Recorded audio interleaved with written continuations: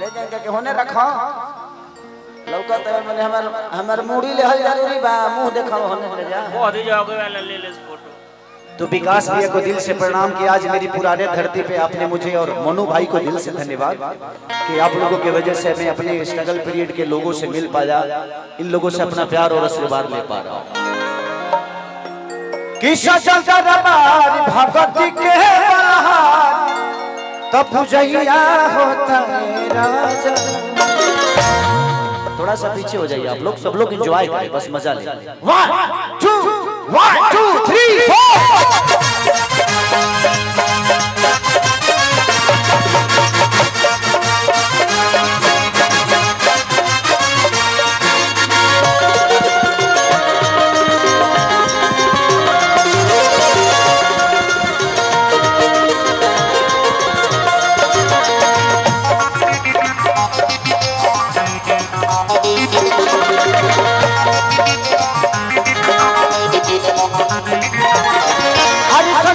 4 भगवती के बलहार तो पूजैया होता है राजा।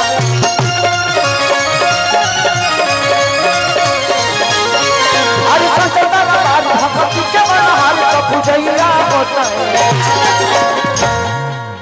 थोड़ा सा ढोलक का बढ़ा दीजिए आवाज, मॉनिटर में ढोलक की आवाज नहीं आ रही है, थोड़ा सा देखिए ना साउंड ऑपरेटर। साजे से होएगा बाजता तबला में और ढोलक में दोनों में बढ़ा दीजिए, बढ़ाइए बढ़ाइए बढ़ाइए और बढ़ाइए और बढ़ाइए।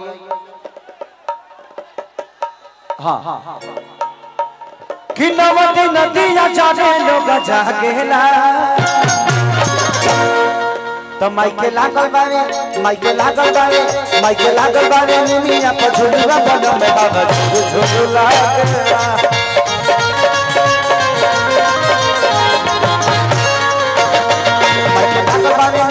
झुलुआ बना में हवा झुलुआ।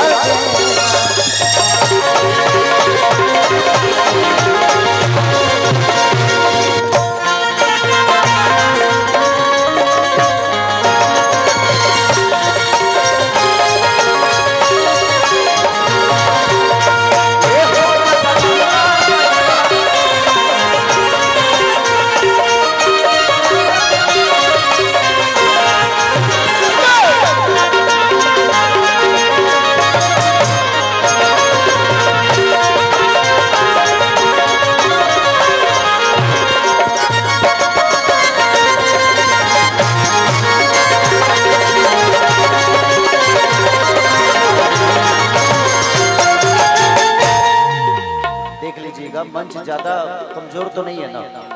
ओके ना? काहे तबाल होएगा बना दे लो। आज डिंपल तो उदास कहे बड़े हो।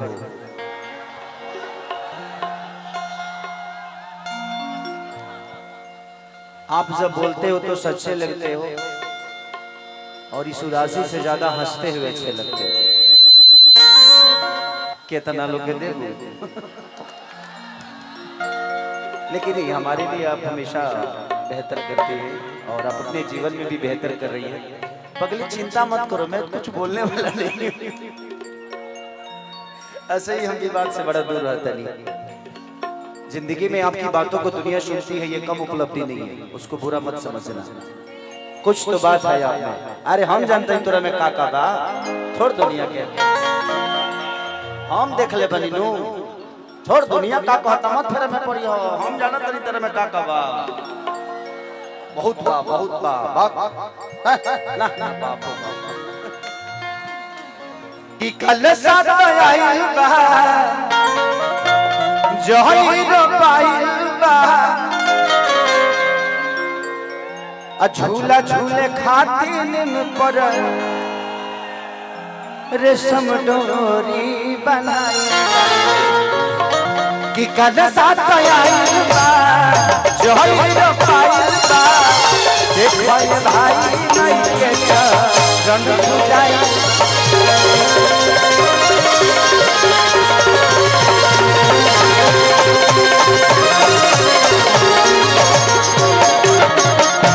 किलो के भक्ति से कबहू न भागेला माइके लागल बारे माइके लागल बारे माइके लागल बारे निमिया पर झुलुआ बनल हर झुलुआ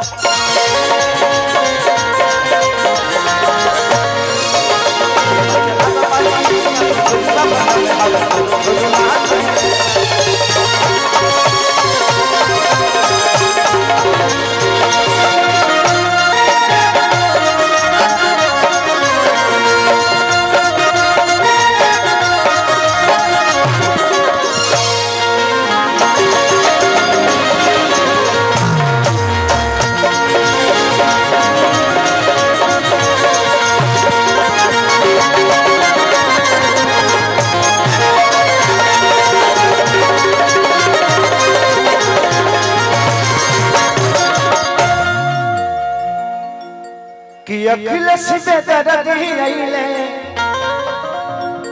पवन पुजारी आ देख खेसारी संग डिंपल पूजता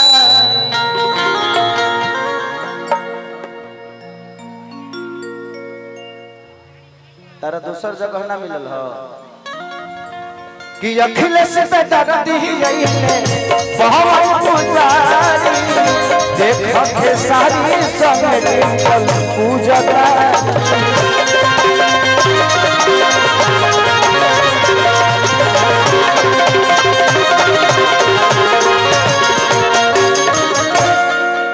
तो खुशी का कर गोलू पैर गेला तो माइके लागल बारे माइके लागल बारे माइके लागल बारे निमिया पर झुलुआ बोलो में हर झुरु झुरु लागे